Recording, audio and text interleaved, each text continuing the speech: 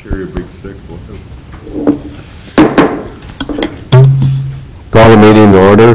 This is a special meeting. It's Tuesday, August 10th, and we have one item on our agenda, and that's regarding a possible property purchase. And Mr. Kessel will let you explain that item to us. Thank you, President Johnson. I guess the most appropriate way to call this is an agenda item of opportunity. It was not on our radar screen originally, but it's so few times that you can obtain property or property goes for sale surrounding your own. And so I thought it behooves us to discuss this matter in front of the City Commission. The first item that you have is a plat map of the properties in question. There are two of them, and you'll notice they are located directly north of City Hall. There are three properties that remain on First Avenue East. The first one, which we are not proposing to purchase at this time, is owned by True Bright White. The second one, 225 on your plat map, and then the third one is 239, the corner lot. 235 is very important, or the middle lot, because you'll notice as you travel to the west, it actually has a connection to the alley running behind City Hall. If we are unable to acquire the lot immediately north of the alley, we still would have alley access via that second lot. The long-term intention for acquiring this lot, or these lots, would be for a future parking lot for City Hall. As you all are aware, you approved two new positions already in the 2010 budget. If energy activity and growth continues to happen at the pace that it is, or even quickens, we anticipate that additional city staff will be needed down the road, meaning that we may have to improve City Hall, put some offices in the basement, and it would put further pressure on parking in and around the area. The second group of, or the second item I have for you is a group of photos of the house that sits in the middle. This is house labeled 235. These are pictures directly from the Realtor's website. I have been in both houses. This house is, of the two, the one on the corner is in slightly better shape than this one itself. They are both three-bedroom homes, two bath. The basements are usable for storage, but that would be about it. They are both inhabited at this time. This particular home has been a rental for the last 12 to 15 years.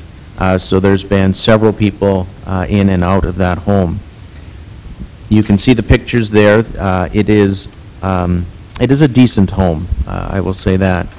It also had a full price, actually a higher than full price offer on it when we became engaged in discussing this property.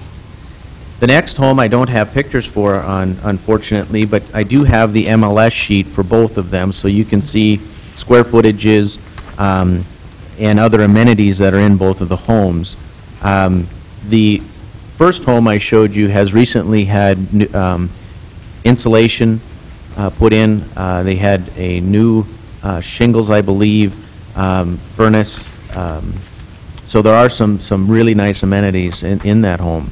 The one on the corner has a new furnace, new windows on the first floor, and like I said, is in slightly better shape than the other. I have also included the purchase agreements that for each of those homes. Attorney Colling has reviewed those. You can certainly discuss with him his opinions of those matters. I will tell you in the short term, because this is a potential purchase of opportunity, we don't have in our budget this year and didn't plan next year to pave this as a parking lot. So we would have an interim use for these homes, and the two possibilities for those interim uses could be, number one, a homeless shelter. I did talk to Engineer Soren about the zoning requirements to turn this into a homeless shelter. He believes that there would be no special use permit or other matters that would need to be resolved, we could simply make whatever improvements are necessary and open it as a homeless shelter, temporary, of course. And the other would be, again, finding homes in Dickinson is difficult. So we could use these homes for any staff that we hire. We could offer them these homes as housing opportunities. I've been attending the Energy Symposium yesterday, and I will again today, and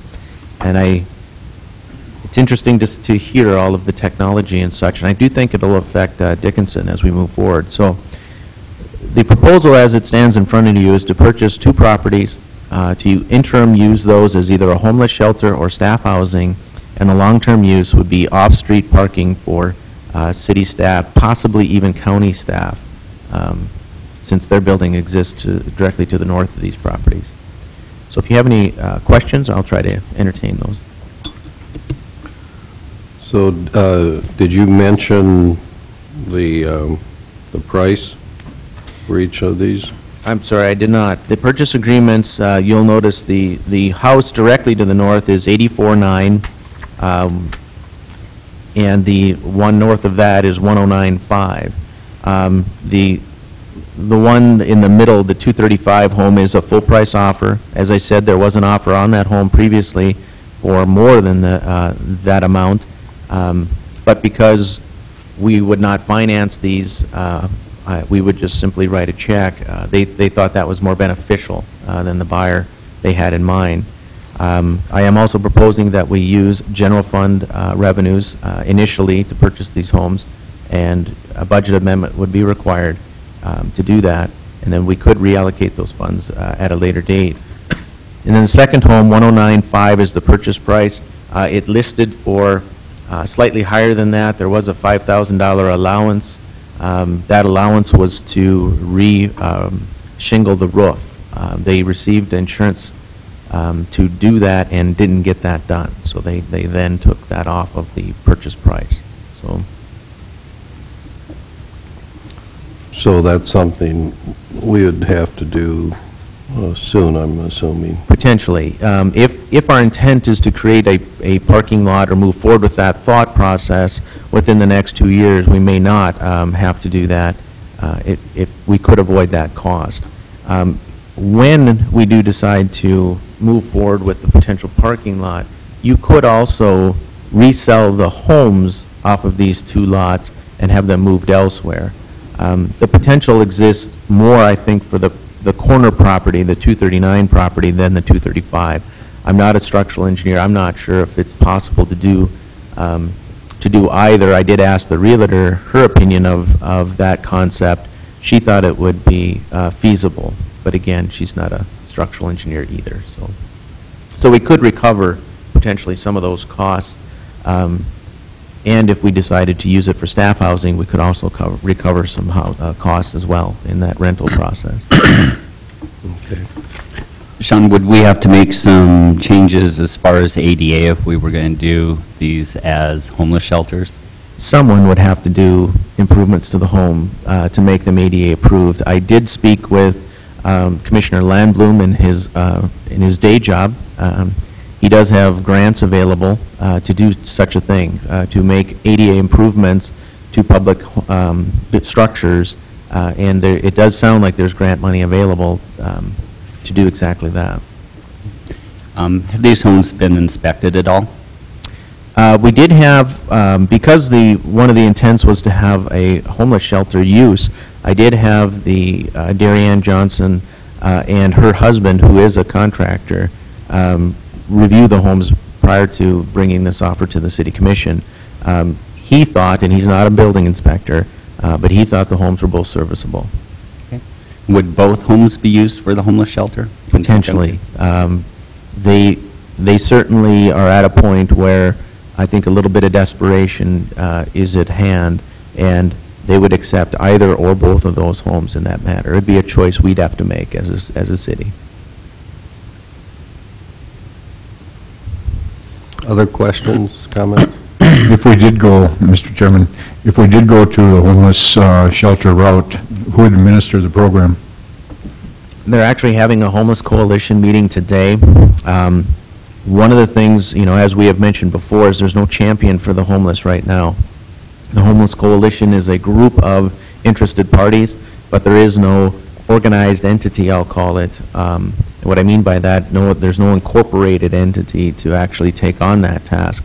They are considering establishing a 501c3 as we speak, but in the meantime, Domestic Violence has said that they would operate the shelter on a temporary basis until that 501c3 status could be obtained. Would that include the rules as far as how long a person could be there, or what the qualifications would be to, you know, to live there? Because this would not be a permanent, you know, setup for anybody. That's correct. I think there's current rules is 18 months. It could be as high as 2 years.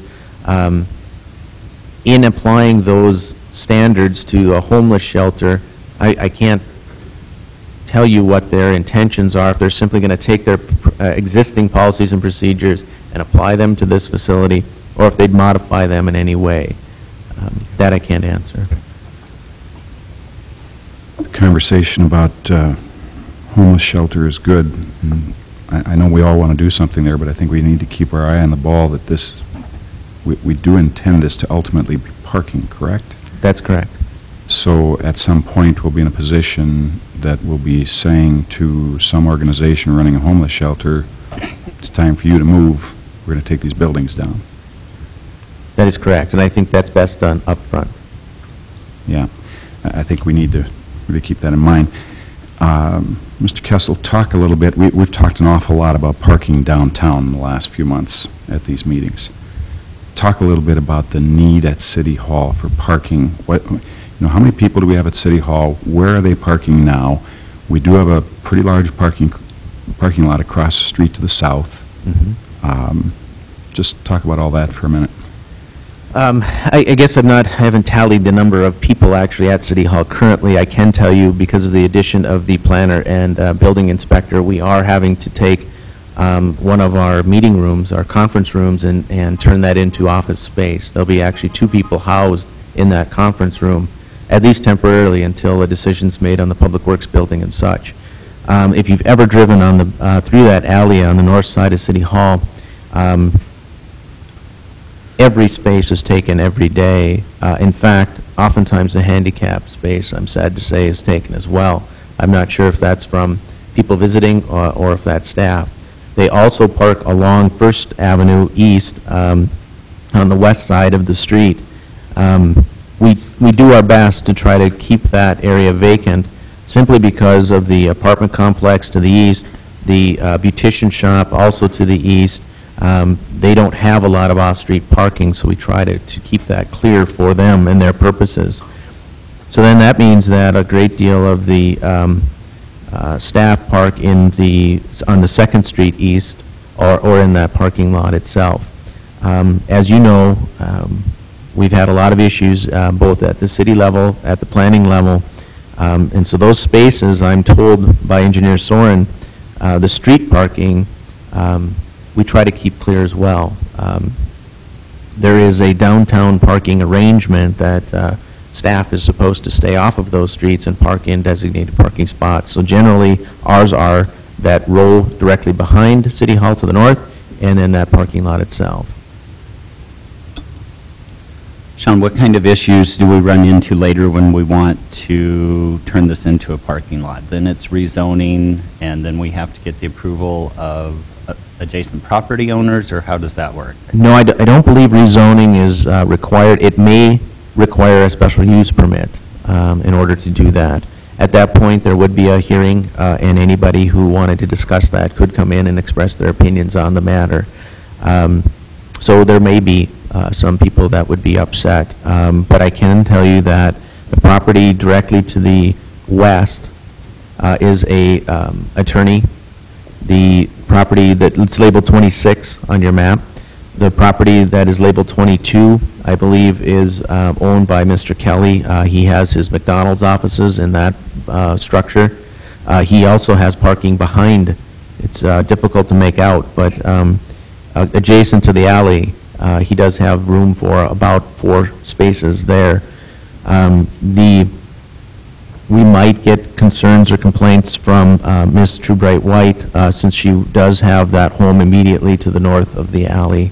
It may be a concern for her, but I'm suggesting that because of all of the commercial uses on the east side of First Avenue East, the public uses being the City Hall and, of course, County Courthouse, that our opposition, if there'd be any, would be limited.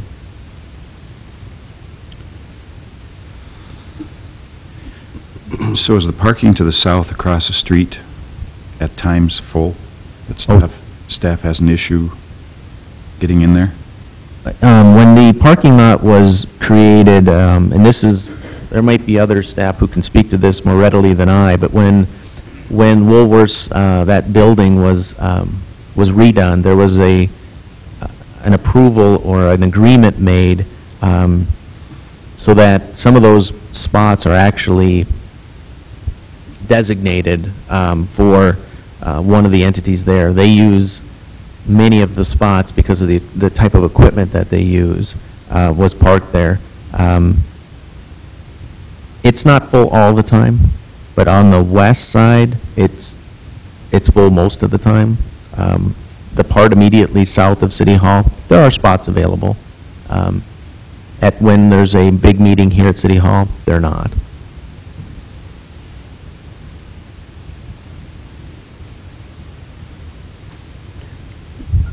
I'm not convinced that we should make both homes available as a homeless shelter. I think with the tight housing situation in Dickinson, we're trying to recruit for 2 positions right now that there's a good chance that whoever fills those positions will come from out of town, and I'm thinking of the planning position and the public works director. And it might be this housing we could use perhaps on a temporary basis, an interim basis for someone that we're trying to recruit here, give them a chance to get to know the community. If they're coming from elsewhere, their family may not come right away, so this would be perhaps good interim housing for them and may give us, you know, a little leg up in terms of recruiting.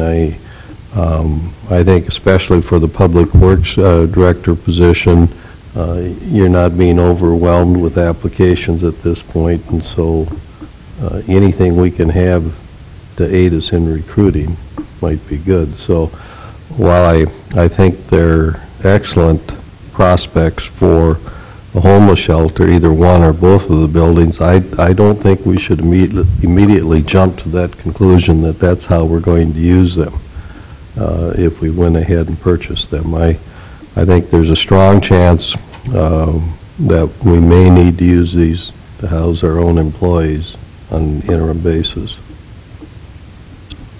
Sean, which house would work better for the homeless shelter if that's what we did as far as parking? Because there will be staff and there will be multiple people living in there, and if they each have a vehicle, which one is going to work better so that we don't cause congestion in the neighborhood? The house on the corner, 239, accesses off of 3rd Street East. There is a single-car garage there with a driveway. The garage for the 235 property actually accesses through the alleyway. So my suggestion for, you know, a homeless shelter in terms of just traffic would probably be that 239 property. It is the better of the 2 homes in terms of quality. So I'm not sure if that's the one we would want to release for a homeless shelter or not, but in terms of answering your question, my opinion would be that would be the better property for traffic flow. Mr. President, our decision this morning is just on the purchase of that property, is it not? Not necessarily the use? That's correct. And I wonder if this is discussion then or decision for that use might wait for a future date? Well, I think we'll have, yes, future discussion on that, but I think in terms of whether or not it makes sense to purchase the property, I think it's fair to discuss all the possible uses, and I agree with Mr. Kessel that I think long-term it makes excellent parking, but short-term, because we have homeless needs apparently, and we may have housing needs for our own employees, I think it's good to discuss those too. Certainly, we're not going to decide today how we're going to use those if we decide to purchase, but I think it makes a stronger case for purchasing the property if you have multiple uses for it, and I think we've discussed 3 valid uses here this morning, some more short-term than others, and others longer-term. It's possible that, you could use the 235 for parking and continue with the 239 long-term as a homeless shelter until an alternate property is found or the need no longer exists. So I think we have lots of options if we end up owning these properties. I think we do have lots of options, and I do think it's an opportunity that we shouldn't pass up this morning. I think we should do this. I'm going to want to see, we've really had some soul searching about parking the last several months downtown, and I know I'm going to want to be assured that there's not good parking across the street available to us before we spend the money to build parking lots in these lots. Building a parking lot, by the way, on the 235 property would be really difficult without 239. I don't think you've got room with 30 feet. You could do something, but it wouldn't be very efficient. In order to make it worthwhile, I think you'd want both lots into a lot. I think so, too. I think you'd have to. Tell me one more time, Mr. Kessel, where's the money going to come from? Right now, we have a general fund residual balance of over $2 million that we could use to purchase these properties. If at a later time it's determined that it was better moved elsewhere, we could do that. But we certainly have the general fund balance to make the purchase and not affect current operations at all. I know we have a budget meeting scheduled for next week, so you've been working on a preliminary budget. Is there anything in that preliminary budget that would cause you to not make this recommendation? Nothing that I can think of. We have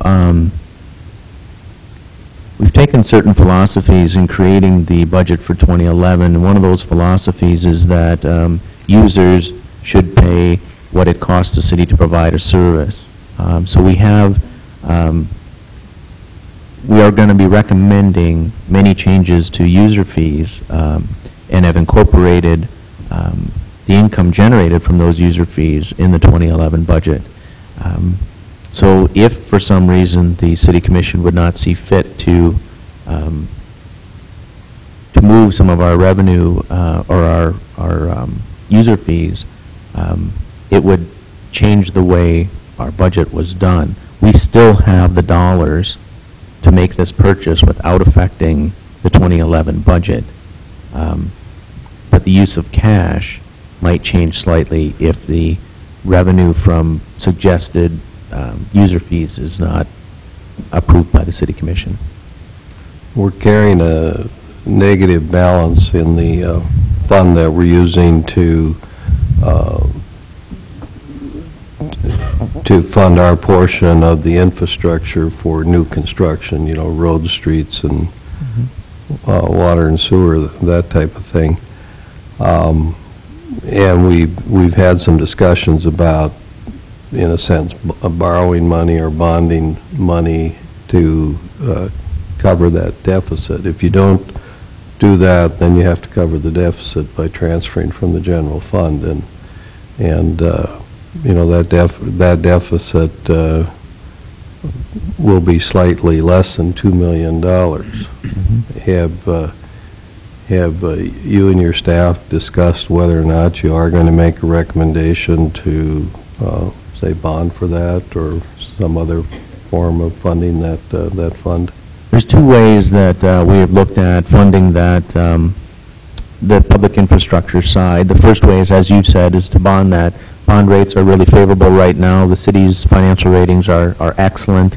We anticipate that the bond rating we would get would be, between 3% and 4%, which is cheap money. The other opportunity we would have is to use existing dollars, provide a loan, let's say, from the future fund. The percentage that we would collect would then actually go into the future fund to perpetuate that long term.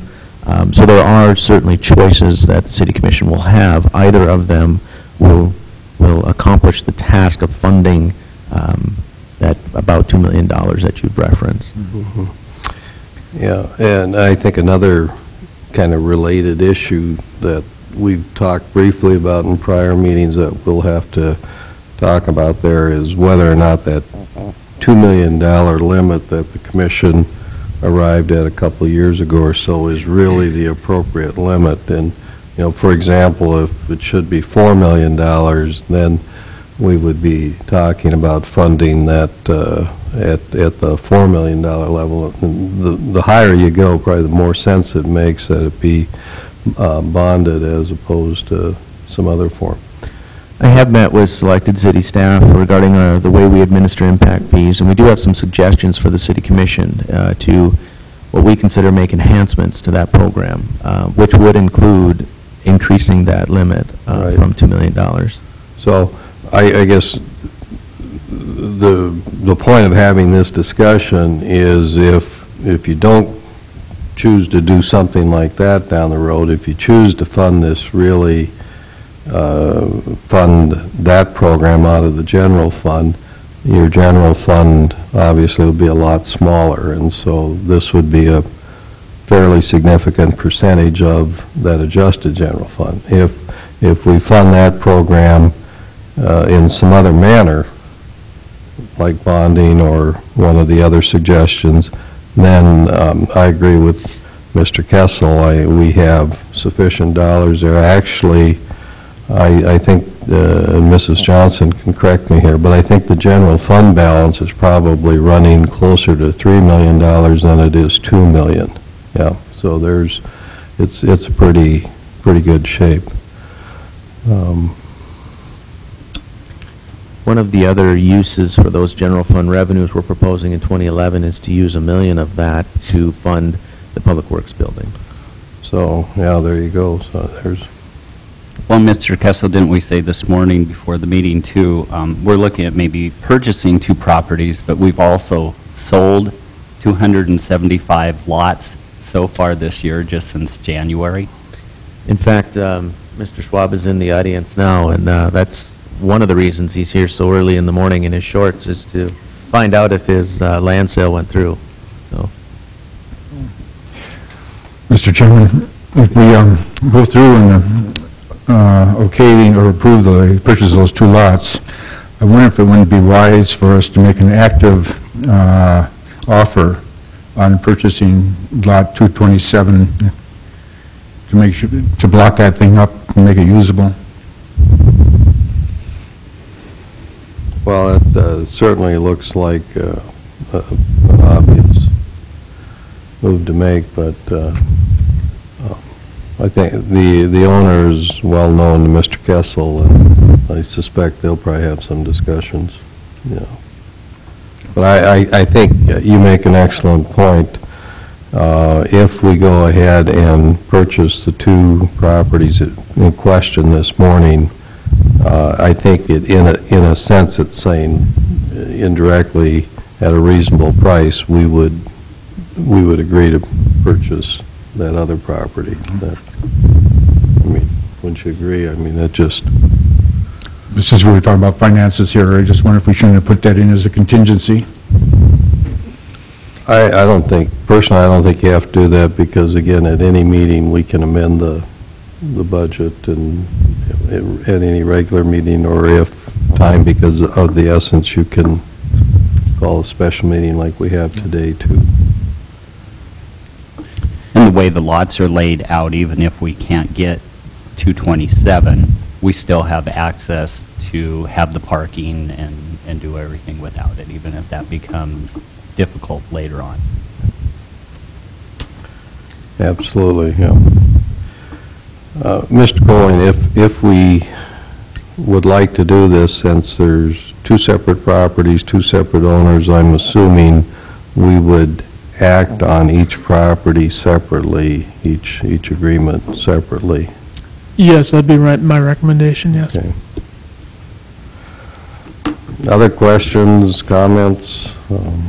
I will just like to make known that there is two contingencies on the purchase agreements. The first one is, of course, City Commission approval, but the second one is that we would acquire both of those properties. If we don't get one, then we're not interested in the other. Okay. I've been assured by the realtors that if you approve and take action this morning, we will be the owner of both of those properties.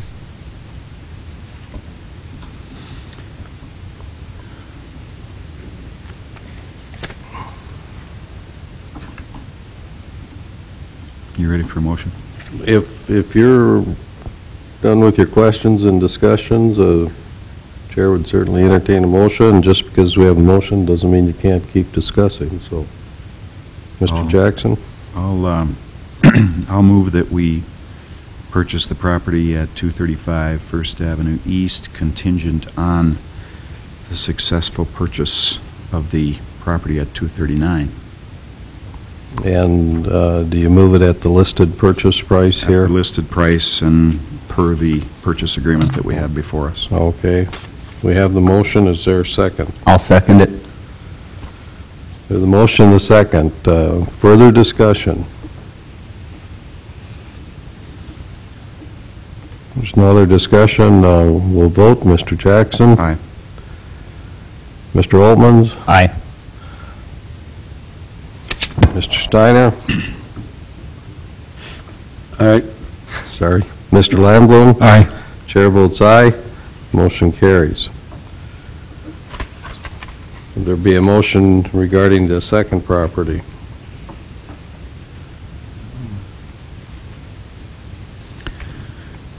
I'll make the same motion at 239, that we purchase the property at 239 First Avenue East, contingent on the successful purchase of the property to the south and according to the terms listed in the purchase agreement. We have the motion. Is there a second? I'll second. Any further discussion? Hearing none, we'll vote. Mr. Jackson? Aye. Mr. Oltmans? Aye. Mr. Steiner? Aye. Mr. Lamblum? Aye. Chair votes aye. Motion carries. I think it would be appropriate also then for a motion to amend the budget, and if I added my numbers right, this is $194,400 in total.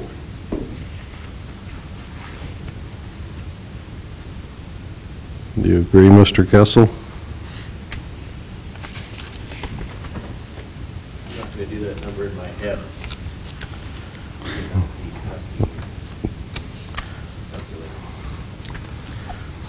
Yes, Mr. Johnson.